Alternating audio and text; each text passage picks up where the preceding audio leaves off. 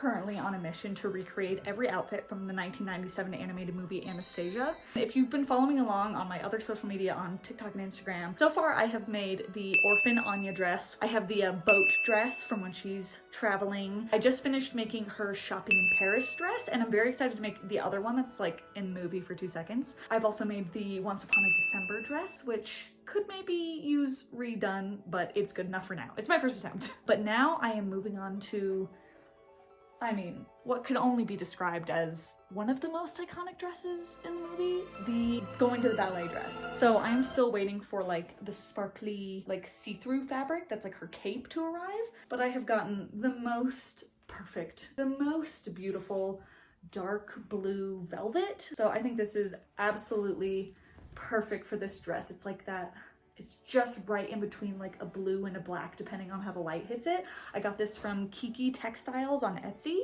I'll also link that below and where I get the cape fabric. So now I am at the point of I have 2 patterns that I'm deciding between which one I should use for this dress. The first one I think has the perfect top. It's got the sweetheart neckline and it's tight through the waist, but I think it's a little too mermaidy and it's too tight through the hips. So I'm deciding on whether I should just use that pattern and like straighten out from the hips. And then the other pattern I have I think is better from the waist down, but it doesn't have the sweetheart neckline. So I'm still in the midst of deciding between those 2 patterns, but I think I'm going to go the mermaid pattern and extend from the waist. Anastasia is serving absolute body in this, in that dress. Orchard Corsets kindly sent me a corset to wear under this dress, so I'm excited to have that to work around. So I guess now is where we start on the dress. Okay, here we go. So I did decide to go with that mermaid dress pattern. Here I am printing that out. It's more pages than I was anticipating. If you have access to a printer that can print it all out in one piece, I would highly recommend, because taping patterns together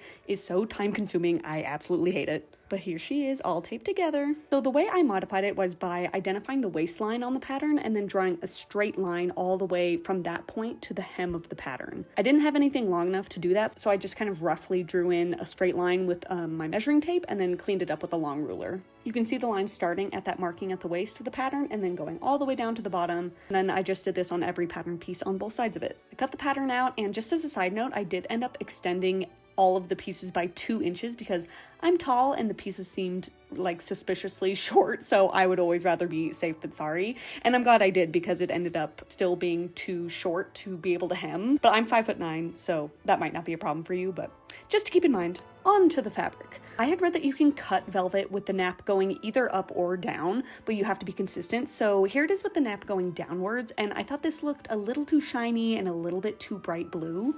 I then tried it with the nap going up, and I think this color was perfect, like a little less light reflecting off of it, and it gave it more of that bluish black appearance that it looks like in the movie. Got 6 yards of this fabric, which ended up being too much, but I would always rather have too much fabric than too little.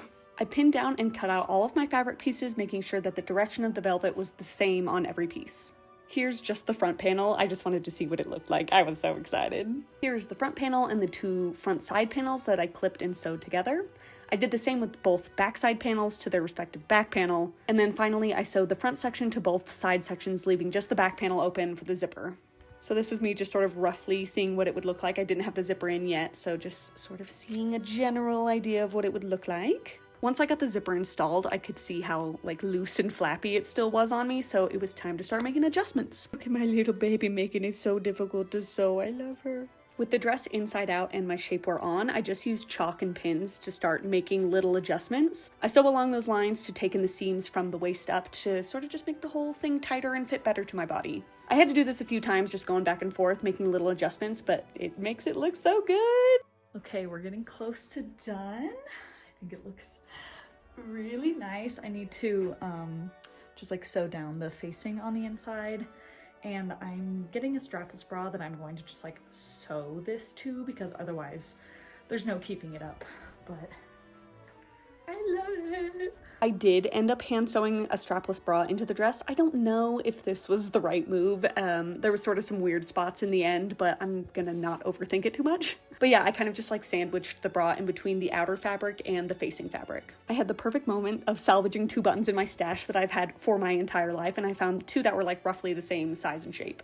Listen, I know there are correct ways to cover fabric buttons, but I didn't do that, and I don't want to hear any corrections in the comments about it. This is just what I did. Quite frankly, I took those buttons and I hot glued the fabric on. That's what I did. Is it classy?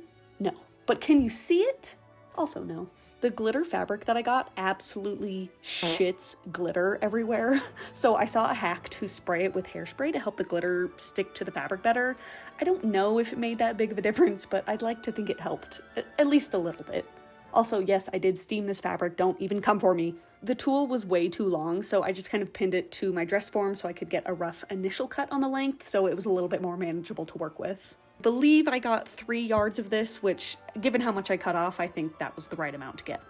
After that, I sort of just started playing around with the draping and trying to get it as close as I could to the movie. I love the way that the fabric looks, like with the glitter, but it's a lot stiffer than I would ultimately like, and I don't think it drapes as softly as it does in the movie, so might replace it one day, but good enough for now.